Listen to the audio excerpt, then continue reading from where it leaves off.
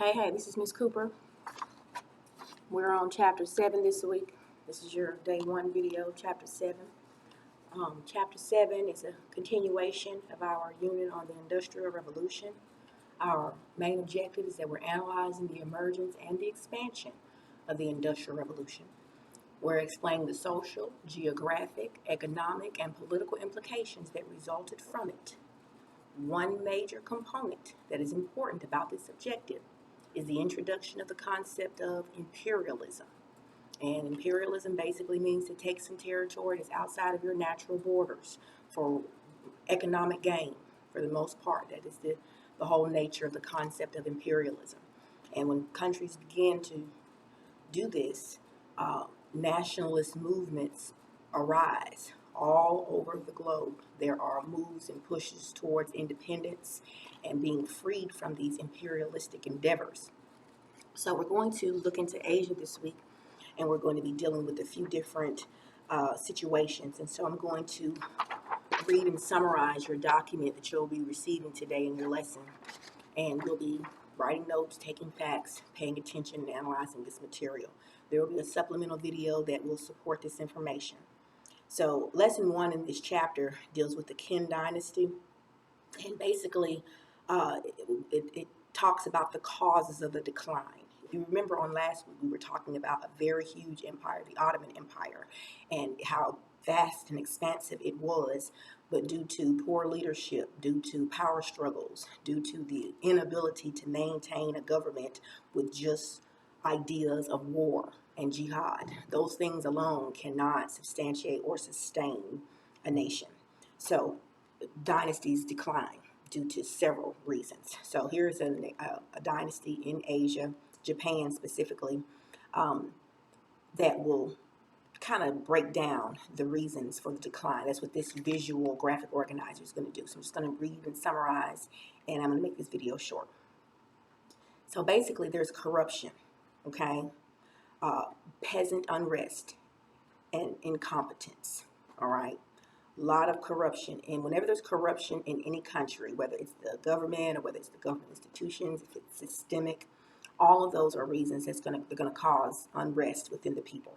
Okay, the population growth led to a food shortage, so you have a whole lot of people, continuing to be born, continuing to raise their families,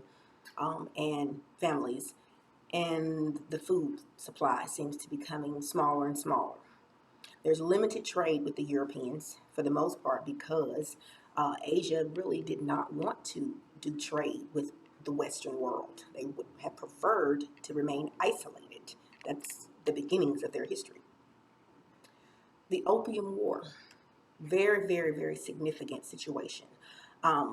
Great Britain tries to force its way into a trade agreement with China, very similar to how the United States government, under Millard Fillmore was the president, he sent Commodore Matthew Perry into Japan to force a trade agreement. And so this happens again. Britain tries to force its way into China, and because China declined the trade interaction or agreements, then the British decide to smuggle in a very addictive drug called opium.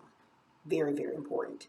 Then there's the Taiping Rebellion. It's another situation, a response to what's going on.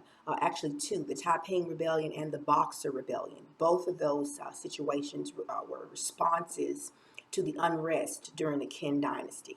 This advance of imperialism, because more and more Europeans are coming from the west to the east in search of new markets to trade their products, to force agreements, and to exploit raw materials if they can. So these are some of the reasons that the Qin dynasty declines and there's unrest, specifically in Japan and in different parts of Asia, China, specifically Japan. So these are all reasons for this Qin dynasty to kind of come to a conclusion. So there's corruption, okay? There's population growth leading to a food shortage. There's at first limited trade with the Europeans, and then British bring in opium, and then there's the Taiping Rebellion. The Europeans are still moving in with imperialism. Then there's the Boxer Rebellion. Then there's the Chinese war with Japan in 1894. So there's all of these things that make up the causes of the decline of the Qin dynasty. And we'll talk more about the Qin dynasty on a second video. There'll be some more information in the supplemental video. I hope that this information has been useful. Hopefully you got something to write down in notes, in facts, so that you can produce that and you can study that, because this information will be required of you again at the end of the week on your comprehensive quiz. Thank you for being here. Have a great day.